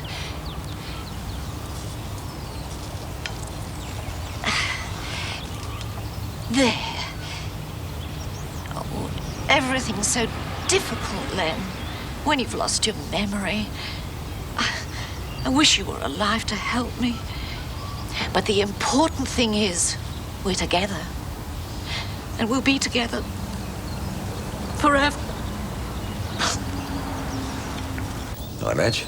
I have just seen something absolutely incredible. I think Nell Mangle's lost more than her memory. Her marbles have gone as well. What do you mean? She's out in the garden chatting away to a rose bush, as sociable as you like. Are you sure? Oh, Jim, she is deep in conversation with a rose bush. I don't know what's going to be next. Probably saffron robes and chanting at 4 o'clock in the morning. What was she saying? Oh, I don't know, some nasty piece of gossip if I know Nell Mangle. Slandering somebody's reputation. Unfortunately, I didn't get close enough to hear. Huh. Doesn't sound like she'll be ready for work on Monday, then. Oh, I don't know how she's going to cope. I don't know how any of us are going to cope. Anyway, that's not why I'm here. First of all, I want to apologise. What on earth for? Thanks, Jim. Oh, for getting so touchy when you offered to help pay for the wedding. Oh. Does the offer still stand? I want to help in any way I possibly can. Well, if I'm prepared to pick up the other expenses, would you be able to pay for the champagne and the drinks? Oh, I'd be delighted, Madge. Thanks, Jim. I'm really very grateful. Now. You're efficient. Oh, the only good idea Nell Mangle's had all year, making lists. Oh, is Helen in? Yeah, she's resting at the moment. Oh, well, she did say she'd be prepared to help with the food, didn't she? Well, I'm sure she'll be pleased to, yeah. All right, well, if you could let me know about that. Now, who do you want invited? Well, just the family. But I want to be particularly careful nobody's missed out. Nothing to do with Paul and Gail's wedding? Of course not, no. Just make sure that Julie and her husband are invited. Right. And Henry, my cousin. Uh-huh. Consider it done. Scott was saying there's a bit of a problem with the wedding dress. Oh, no, not really. Everything's under control. You sure? Oh, well, you know what girls are like at a time like this. The slightest little thing throws them into a tiz. Oh, there's no real problem, but thanks for the thought. Now, nobody else for the list? No. Right. Now, I know you're a writer, and as I seem to remember, you're a bit of an artist, too. Well, here and there, I guess. Why? I've got a job for you. What kind of job? A paying job. Interested? Yeah, well, the way my finances are, aluminium cans are looking attractive. Yeah, well, listen, I've got this idea for the lake area at Lassiter's. Oh, sort of a bistro. I mean, I want to get it working, making some money for us. Yeah, it's a great idea. But before I get the architect onto the design work, thanks. I just want to run the idea by various authorities. So I need some sketches. Well, the flavour, you know? Yeah. And you're cheaper than a professional. Besides, it keeps the money in the family, doesn't it? I'll do the best I can. What do you have in mind? Oh, you know, umbrellas, tables, chairs, maybe even a fountain or something. Let your imagination run wild. Yeah, well, thanks for the chance, mate. Can I keep these? Yeah, go for it. Listen, Scotty, I'm sorry I didn't tell you about the wedding plans. It's up to you, I guess. We wanted to keep the fuss to a minimum. Well, the family were tripping over themselves to help with the arrangements. I mean, Dad and Gran would have taken over, you know what I mean? Yeah, well, I felt a bit hurt about it at first, that you didn't mention it. But when I thought about it, if you can't have your own wedding the way you want... And no, the main thing is, I've got a terrific sister-in-law. And that's all that matters to me. He's also got the gift of the gab. Oh, hey!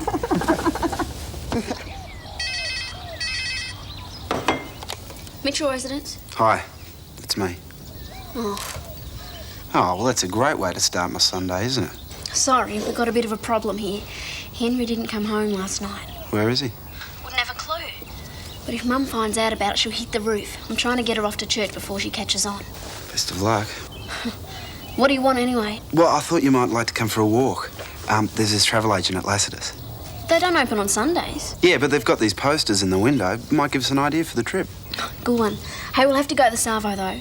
Remember Mrs. Victor's kitchen? We promised to repaint it after what Liquid Beauty did to it. Oh, yeah. Oh, I've got to go. Bye, Scott. Who was that? Oh, just Scott. Is Henry awake?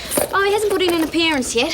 Now, come on, Mum, you better go. You're going to be late for church. Don't be silly. I've got loads of time. Well, what's the point in having to rush everywhere? You know, it's a beautiful morning for a walk. Yes, actually, that's a very good idea. Rushing gives you blood pressure, bunions. Yeah, well, I better wake Henry up before I go. I'll do that, Mum. G'day.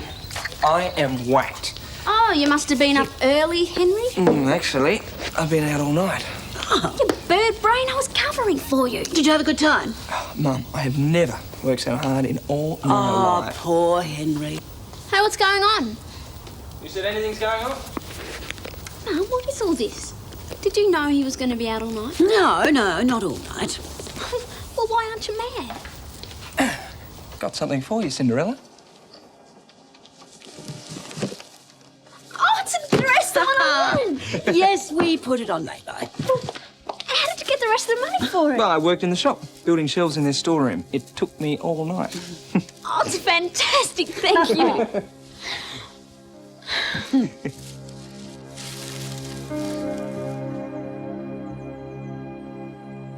Neighbours, everybody needs good neighbours with a little understanding. You can find the perfect blend. Neighbours should be there for one another. That's when good neighbours become good friends. Want some toast? Hello. Where's Daph? Outside talking to Helen. You guys got anything planned for today? Well, I was going to have a nice, quiet read.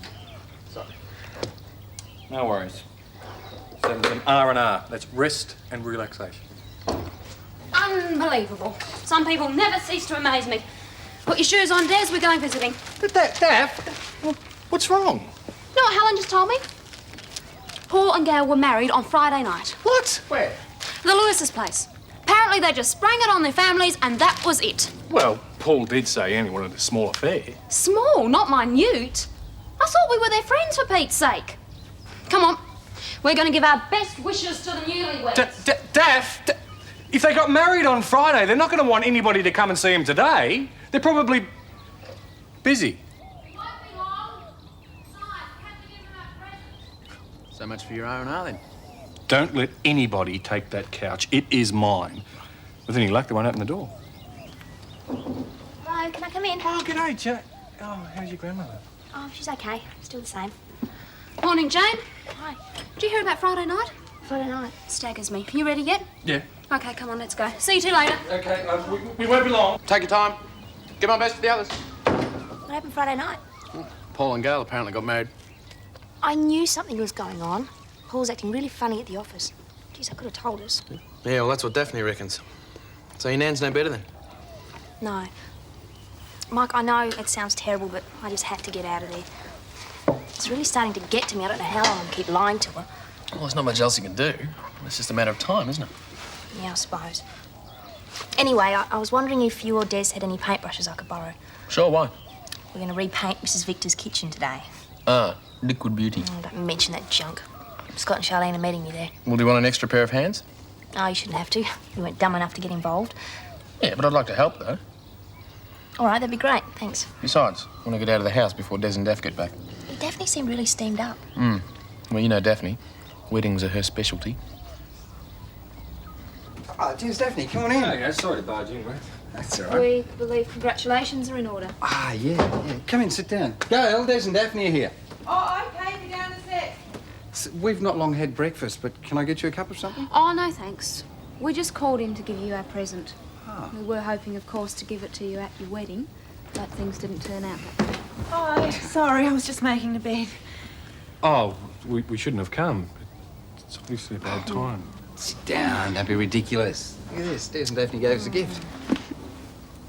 I was just saying to Paul we were hoping to give them to you at your wedding, but now seems as good a time as any. They're beautiful, thank you. Yeah. They'll even make the dinners that I cook look romantic. You do realise I never got a chance to get my own back. Hey? After what happened to me at my Bucks party, I had great plans for revenge.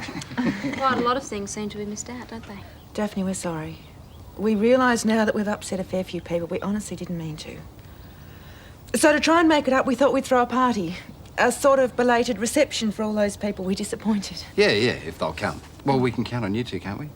Of course we will. Won't we, Daph? Just try and keep me away. I'll just leave those. We better go or they'll think we're not coming. It's amazing, isn't it? Scott and Charlene actually getting married. Yeah, I know. Well, I've got to make the best man speech. It's making me sick just thinking about it. It'll be all right. Yeah, I guess so. I just hope Scott doesn't want something too over the top. Can't really see myself wearing one of those suits with the velvet lapels and frilly shirts and... Well, if Charlene has her way, there'll be no limit. You know, she phoned me earlier. Her mum and Henry bought her that dress she was so wrapped in. She was so excited it took her 5 minutes to calm down to tell me. Sounds like frill territory then? With everyone getting married left, right and centre, I hope you don't get any ideas, Mr Young. Hey, you don't have to worry about me. I'm the serious-minded university student. Yeah, well, no offence to Scott and Charlene, but there is no way I would consider getting married before I was at least 25. I need to travel, see the world first.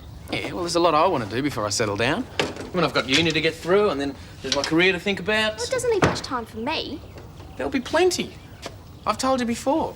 But I'll always make time for you, you know that. Well, you'd better. Come on.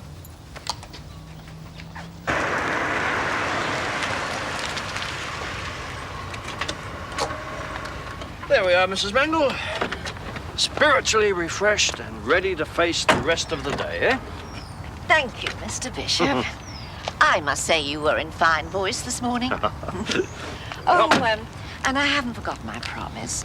As soon as I've made a decision about you moving back in, I'll let you know. I just need a little more time. I understand perfectly. Oh, and thank you too, Mrs. Mitchell, for your most generous help yesterday. I'll see you tomorrow at Lassiter's then. Yes. Do you know, it's a pity you didn't have that mishap at Lassiter's. I'm sure you'd have been eligible for some sort of compensation. Yes. Well, the law does work in mysterious ways. Yes, he certainly does. Goodbye. Bye. That bump on the head was a blessing in disguise. I'd known it to be so pleasant. But it's only temporary. Well, thanks for the lift, Harold. Madge, Yes, Harold. could I have a word with you? If it's about the engagement, really, I would rather not. I've got 101 things waiting inside for me to do.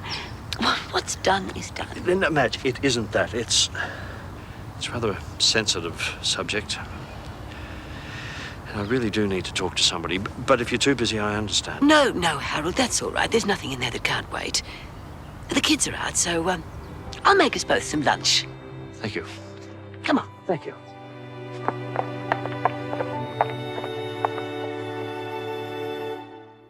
There. Isn't it beautiful? You know, I have really got to hand it to Henry. He went and worked in that shop all night long to get the extra money for this. Of course, Charlene was over the moon. Look, I've always believed in that young man. You have every right to feel proud of him. As for Charlene, well, yes, took a little more effort, but you're being rewarded for it now. Oh, you're a lucky woman, Madge. I wish I had your strength, your virtue. Oh, Harold, don't be silly. You're the most virtuous person I know. Oh, no, I'm not. No, where you've triumphed with your family, I'm floundering with mine. You see, I've had a letter from my loving daughter, Kerry. Yes. I've got no right to burden you with my problems. Especially now that we're not engaged. Oh, come on, Harold, we're still friends. Now, what's happened? Well, apparently, Kerry is going to have a baby. Oh. Yeah. I think I may have told you that she met this young boy while she was touring Europe. Yeah. Well, what I didn't know was that she'd been shacking up with him in London for the past few months. Oh, I see. Oh, she tells me they have no intention of getting married. No. But I can only say that this young bloke must be an absolute no-hoper. Oh, well, there's never been any shortage of those. Madge, if she were married, I'd be jumping out of my skin with joy, but well, I've always prided myself in knowing what's right from wrong. Well, Harold, you've got to be supportive. If you don't stand by her now, well, you could risk losing her for good. But I can't. I've always lived by a strong moral code, and this flies in the face of all of that. Oh, yes, I should write to her, but what am I going to say? I can't deny everything that I believe to be right and sacred. I just can't. Thanks, Carl. That was great. We didn't mean to lumber ourselves on you for lunch. We only meant to drop by for a minute. Yeah, you shouldn't have gone to so much trouble. No trouble at all. Besides, it's good practice. I imagine you'll be entertaining a lot of Paul's business associates. Yeah. And I think I've got the best looking fringe benefit in there as well. Listen, let's go and sit in the comfy chairs, eh? Careful, I'll give you a hand. Des, I'm all right. Stop acting like an old woman. She's not made of glass, Des. Yeah, I know, mate, but you can't be too careful. We were watching this video the other night on childbirth. It was just amazing to watch what women go through. Yeah, I wouldn't have thought you'd be interested in watching videos like that. No, he was really good. Poor old Mike, he couldn't handle it though. He keeled over. Yeah, I reckon I would have joined him. No, it was great, mate. I was a bit dubious at first, but it was amazing. It was like watching a miracle. I wouldn't miss out on that experience with Daphne or anything. You watch, your turn will come. Yeah, I suppose it will. But either way, Des or Desdemona Clarke Jr. couldn't hope for better parents. Oh, thanks, Paul. Thanks, mate. Hey, what's this? Following in Helen's footsteps. No, not me. Scotty did those. Well, I'm looking to develop the lake area around Lassiter's. Oh, they're a bit rushed, but I only asked him to do them last night and he brought them round first thing this morning. Reckon he must have been up at the crack of dawn to get down to the lake. Yeah, well, you've got to spend money to make it. And with the Udogawa deal almost sewn up, we should have enough for the initial investment at least. You've really fitted well into the Daniels Corporation, girl. No, yeah, she's a good asset to the business. Hey, is there any news about that bone Lucy found down at the lake? Yeah, the police said it's really old. Well, they've passed it on to the government archaeologists for some more tests. Mike should ask for it back when they finish with her. Why? Well, Bouncer's still teething. He'll be able to chew on that for months. Des, you're sick. How about I make us some coffee? You two are not in a hurry, are you? No, I'll help you.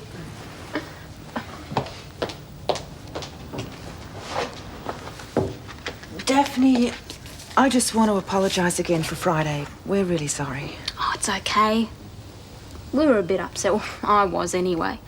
But seeing you two happy makes up for it. Paul's been through a lot of rough patches, but he's always been a good friend. And I think you're the best thing that ever happened to him. Suffer the little children to come unto me, eh? Pardon? That's what Reverend Sampson said this morning in his sermon. Oh, yes. If Kerry came through that door now with the baby, I'd possibly run for the hills. I'm sorry to waste your food, but I doubt the state that I'm in that I could keep it down. Oh, Harold, the baby isn't even born yet. Now, look, these feelings don't make you weak or a bad father. They just make you human like the rest of us.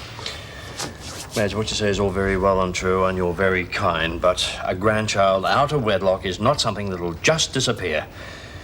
Unless you've been in the same situation, I'm afraid you just have no idea how I feel. Well, I better go. You must have a million things to do. Harold, this may come as a big surprise to you, but, I have been in your situation, so I do know how you feel. What do you mean? With Charlene about 12 months ago. But why didn't you tell me? It's not something I discuss very often. It happened, not long after she came down here to live with me. She came home one night with a baby and she said he was hers. Oh, Madge. Well, I was deeply, deeply hurt. Didn't want to have anything to do with the baby. Oh, yes. Oh, I didn't behave like the loving mother or grandmother, believe me. I wanted them both out of the house. I couldn't stand the sight of them. But there's something very magical about a baby. I don't know what it is. Maybe it's the totally unblemished innocence, but... Anyway, little Sam gradually won me round. And it was funny. In accepting him, I learned to accept Charlene as a single mother. Someone who needed me a great deal more than she ever had before. Where's the baby now? As it turned out, he wasn't Charlene's child at all. It was just a story she concocted. Well, to help a friend out of trouble. It must have been a huge relief for you. You'd expect so, wouldn't you? But I really didn't want to see him go. You see, I'd come to love him very much. And believe me, you're going to feel the same about your grandchild. No, I doubt it, Madge. You see, because in my heart of hearts, I believe that Kerry has betrayed me. Now, how do I come to terms with that? Harold, for goodness sake, she's your daughter. How's she going to feel if you abandon her? All the best for you two, anyway. Yeah. We can't wish you more than to hope that you're as happy as we are. Thanks, Des. Listen, you make sure he keeps taking good care of you, eh? Don't think there's any need to worry about that. See you later. See you later. Bye. Now, they are a great couple. Hopefully that's exactly what they're saying about us. Ain't no two ways about it. We are a great couple. Yeah, we seem to be good at giving that impression, yeah. Hey, remember what you said earlier about us being friends? Well, friends can be honest with each other, right? So, if you want out of all of this, I'd prefer you tell me. No, Paul, we've got a business deal and a marriage contract to sign tomorrow, and I'll be there to sign it. That was lovely what you said to Paul and Gail, wishing them to be as happy as us. Well, it's true. I'm a lucky man. Better get that. Yeah, I suppose so.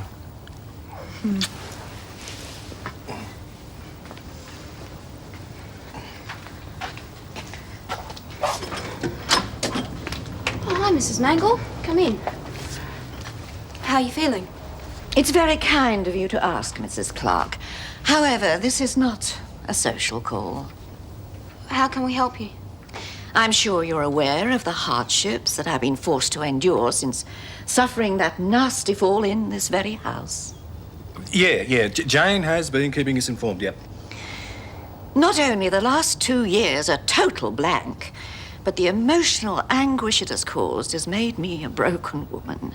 We're really sorry if you've had such So a you'll tough... understand why I'll be seeing my solicitor. Sorry? I intend to sue you for damages. You what?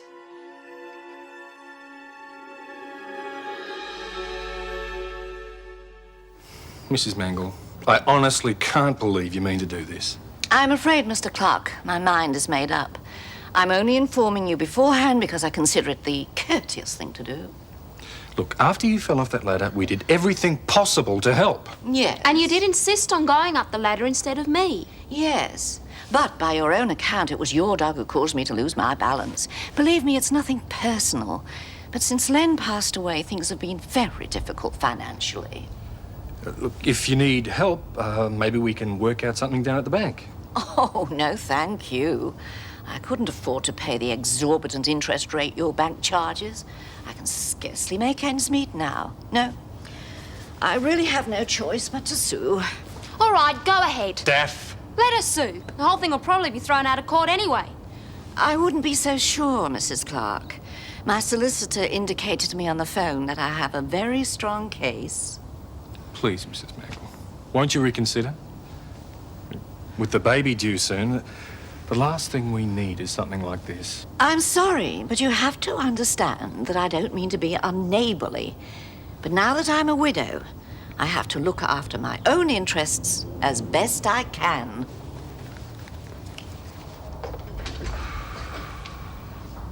Well, thanks again for lunch, Madge.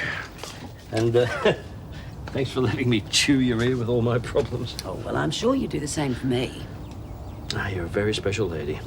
Warm, compassionate, loving. That's a very special gift you've got, you know, being able to see a problem from both sides. Harold, I do try, but believe me, it isn't easy, especially with your own family. Oh, Mavis used to tell me that I was inflexible. Said I could only see things in black and white. Oh, she was right, of course. I fooled myself into thinking that it made me strong. Well, Harold, there's nothing wrong with having principles, you know. So, what are you going to do about Kerry? Yeah, when I get back to the hotel, I'll write a letter, I suppose. I don't know what I'm going to say. Got a lot of hard thinking to do. But I will try not to hurt her. I will try not to let her think I'm abandoning her. Good. Madge. Yes, Harold?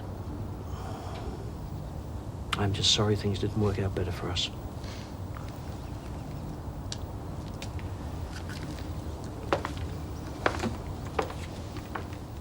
Yes. So am I. You practically got down on your hands and knees and begged her. Dad, calm down. Remember your blood pressure. How can I calm down with that old biddy threatening to take us to court? Is that the insurance policy? Are we covered? I'm not sure. Well, I must say. Yeah, there could be a slight problem.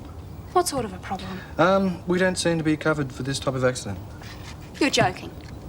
That means we could be up for thousands, hundreds of thousands. We could lose the house, couldn't we?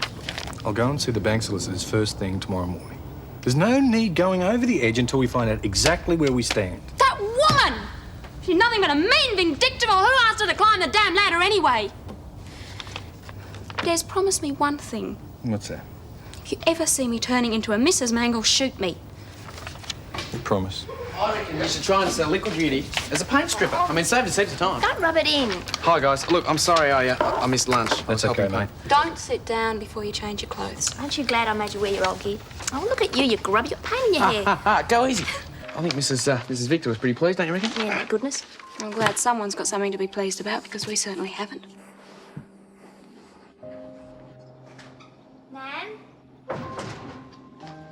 Nan, I want to talk to you. What's all this about you suing Des and Daphne? How can you think of such a thing? Sorry, dear. You can't sue them, Nan. They're our friends. Oh. Well, that. Nan, are you all right? Oh, Jane, I don't know what I'm going to do. I've just heard a voice from beyond the grave.